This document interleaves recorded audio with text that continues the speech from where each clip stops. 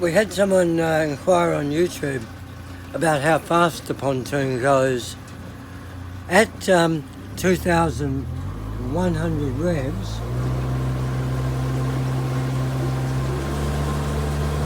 we do about 5 knots, say 5.5 miles an hour, about 9 kilometres an hour.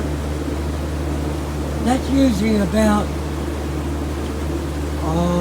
25% of the 60 horsepower performance with the big foot leg and the bigger prop. What happens if we speed up is when we speed up we start to porpoise.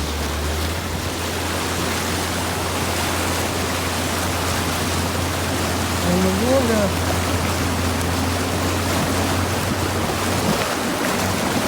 will end up coming over the top.